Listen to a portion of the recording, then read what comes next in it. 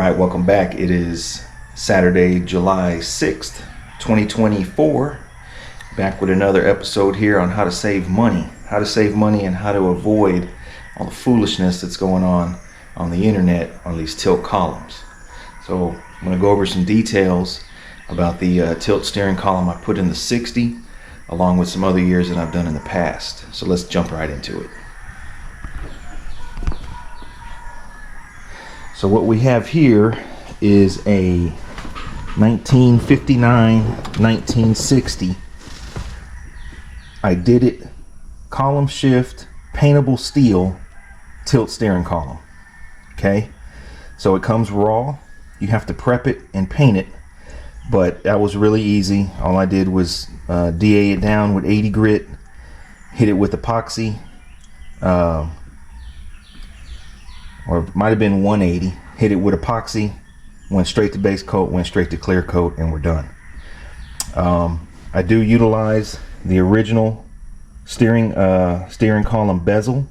It's an original dash. Well, it's got Dakota, but original cluster gauges, and this is advertised as a direct fit, direct length to the original.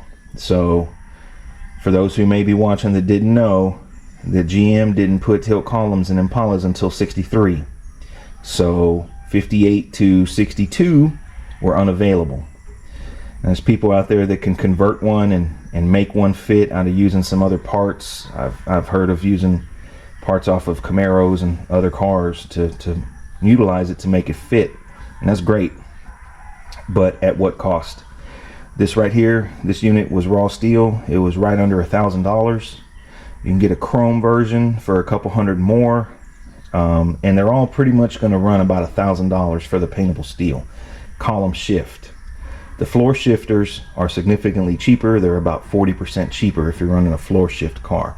I've always ran column shift.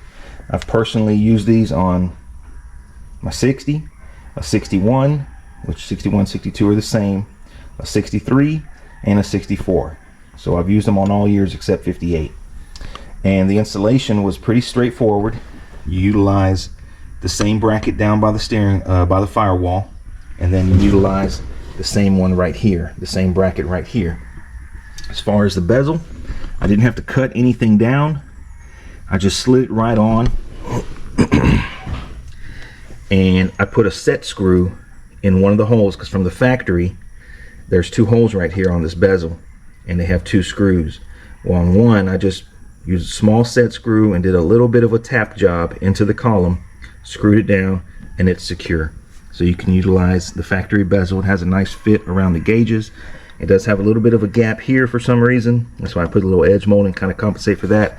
But overall, I think it looks presentable.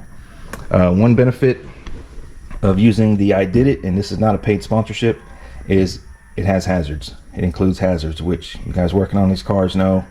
Hazards were an option you had to pay for, and if you want that flare stat 105, you're gonna spend about $400. So hazards are included for the steering wheel. The good thing about the Ididit is you can utilize your factory steering wheel or aftermarket. So this what here is an aftermarket original style miniature steering wheel. It's 15 inch. The stock one is 17 inch, so it's a little bit smaller, and I figured with the miniature steering wheel and the tilt column and the power seat that I'm sitting on, you can see how much legroom I have. Plenty. I may go back to the original style steering wheel, in the future. This car didn't come with one. It came with some, I don't know, I threw it away. So if it would have had an original steering wheel, I probably would have refinished it, restored it and used it. So in the market maybe for an original. Yesterday I did install this. So what I did was I glued the chrome ring, or the aluminum ring I should say, right here. You glue that to the steering wheel. I just used some Arts and Crafts glue that my wife had. We set that on, we let it sit about a day, and then we just installed it. And I already put the horn bezel on here. I don't know what this communist flag going on is right here, but nice try. And I got the horn working yesterday, so I'm gonna switch to opening the hood, and show you guys how to hook this thing up to your steering box. Before I get into that, I wanted to show you guys the amount of leg room that the tilt column, miniature wheel, and the power seat provides. It's an enormous amount compared to stock steering column, stock wheel, stock bench seat. Got that much room. So like I say, I can go with the bigger steering wheel to put it down a little bit lower, 1 inch, you know, all around. So I'm gonna be in the market for that, maybe if I can find one decent enough to restore. But look at the amount of leg room you have. To me, the tilt column and the power seat just transform these Impalas into a whole nother car, man. Turns into a Cadillac. The amount of leg room you gain just makes it more fun to drive. It's just definitely worth the money. All right, switching gears, we're under the hood now. Just gonna go over briefly what it takes to hook up these Ididit columns. Now, don't get me wrong, there are other alternatives. You got Flamin' River, you got, you know, a couple other manufacturers that do manufacture the tilt columns cheaper than I did it, but I've never used it personally. I'm only going to give you advice on stuff that I've used personally. So it comes to the steering boot. As you can see, brand new steering boot. That's the shifting arm. The shifting arm has 4 set screws, and it connects to the shifting linkage, which goes directly straight down to the shifting arm on the 6L80. So plenty of room right there. Put my whole hand around it. It ain't going nowhere. You got right here what they call double D. So on this steering column, don't get me wrong, I want to say it's splined. So you have a spline to a spline. Some of them utilize a D shaft, which is shaped like a D, but it's the same concept. So spline here, intermediate steering shaft, down to another U-joint. I don't know if you can get it on camera, it's kind of a tight squeeze. Down there, right there on the gearbox. Spline shaft to U-joint to the output on the 500 gearbox. So this thing is pretty much plug and play. You don't have to trim the intermediate shaft. Ididit supplies the intermediate shaft along with the U-joints, so there was no cutting involved. It bolted right up to the 500 gearbox, which bolts to the factory location on the frame where the original gearbox was. So these things are pretty much a retrofit. Ididit has already done all the homework, and like I say, this is not a paid promotion. I'm just telling you what works.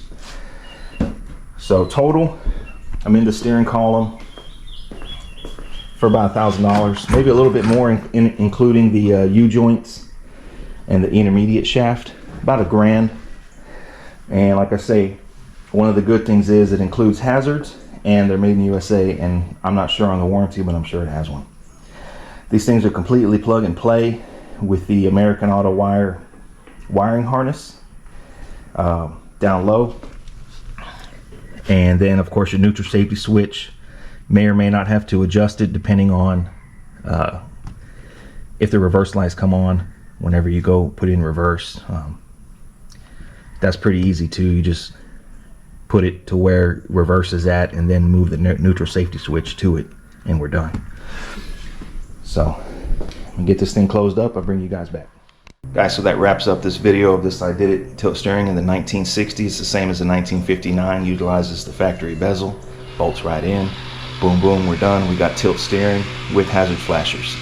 So guys, don't buy into the nonsense that's going on the internet about OG tilt, OG this, OG that. OG what? OG what? What are we doing? Are we concourse restoring vehicles, or are we building custom cars? Because on my car, the only thing OG is the interior. Everything else is all custom. I'm here to help you navigate through that swamp and avoid all these high prices. That's the whole point of the channel, man. You guys can do this yourself. Like I say, it was about $1,000. That's a good chunk of money, don't get me wrong. But for me personally, the benefit gained from it being my size, plenty of leg room, it's almost a must-have. It's on the list of every time I build a car. You gotta have tilt steering, you gotta have power seat. Hope you guys enjoyed this video, man. Y'all stay tuned for more work. Thanks for watching.